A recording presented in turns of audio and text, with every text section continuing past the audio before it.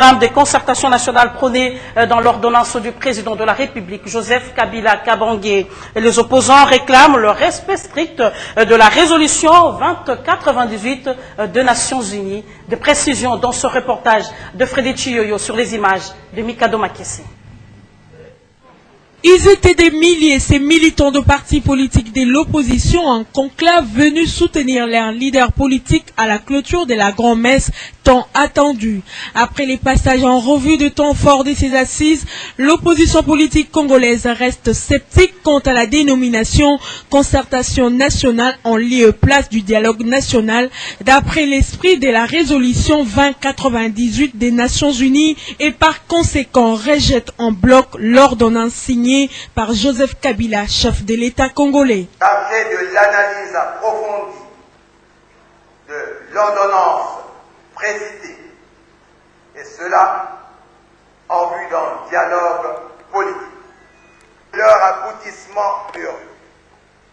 Le président de la République du Congo, M. Denis Sassou Nguesso, co-signataire de l'accord cadre et président d'exercice de la conférence internationale sur la région des Grands Lacs, devrait jouer l'indispensable rôle de facilitateur.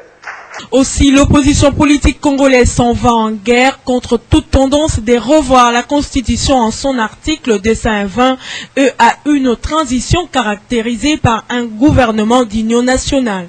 En rapport avec la révision de la Constitution, de rejeter et de s'opposer à toute tentative de révision constitutionnelle, d'inviter toutes les parties prenantes à prendre l'engagement solennel avant le début des travaux du dialogue politique. Autre chose, une résolution pas la moindre, c'est la remise en cause du caractère indépendant de l'abbé président de la commission électorale nationale indépendante, Apollinaire Malou Malou. Celui qui va comme membre de la CENI doit être désigné par sa composante ou bien par sa base. Mais le cas de Malou Malou, ça n'est pas le cas de l'Église catholique qui se décharge de cette affaire. Donc il n'est pas là au nom des choses, il est là pour la mouvance présidentielle, c'est clair. Avec un tel rebondissement, quoi de plus normal à s'attendre à une réaction très musculée de la part de la majorité au pouvoir, affaire à suivre.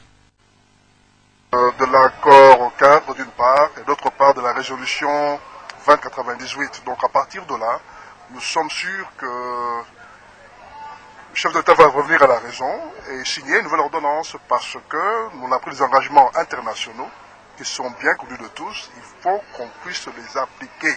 Ne veut pas prendre au sérieux ce qui ressort d'ici.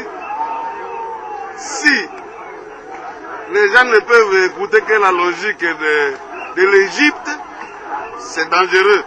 Mais moi je sais que ceux qui ont pu accepter qu'on aille en Afrique du Sud, il n'y a rien qui est difficile, ça ira bien. Je te dis que tout est question de rapport de force. Hein.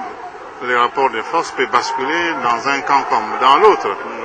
L'opposition ne peut pas s'avouer vaincue avant déjà de commencer le combat. On ne peut pas jeter l'éponge, il faut d'abord s'engager dans le combat. Donc c'est pour cela que l'opposition a élevé la voix. Mais pourquoi non, mais on veut appliquer l'accord cadre d'Addis Abeba. Et tout ce qui était dit, c'est consigné dans les deux documents qu'on vient de nous présenter. Il s'agit de l'accord cadre d'Addis Abeba et de la résolution 2098. Tous ceux auxquels on s'est engagé sont clairement définis là-dedans. Ne pas aller avec ça, c'est vraiment aller à l'encontre de soi-même. Donc ça veut dire que s'il n'y a pas, comment on l'a appelé là, le représentant spécial, tout ça, qui devrait conduire les travaux, si ce n'est pas à lui que c'est donné, nous autres, nous ne participons pas à ces concertations nationales-là. Nous ne parlons pas le même langage. La résolution 2098 parle de dialogue politique et ne parle pas de concertation. Nous n'appartenons pas à une même plateforme politique. Nous ne regardons pas, nous n'avons pas la même vision de Congo comme nos amis de la majorité. Ceux de la société civile aussi n'ont pas la même vision que nous. Donc, il y a trois composants dans la société congolaise. Donc, la majorité présidentielle, l'opposition politique et la société civile. Comment nous allons nous mettre ensemble pour nous concerter? Non, nous allons nous mettre ensemble pour dialoguer.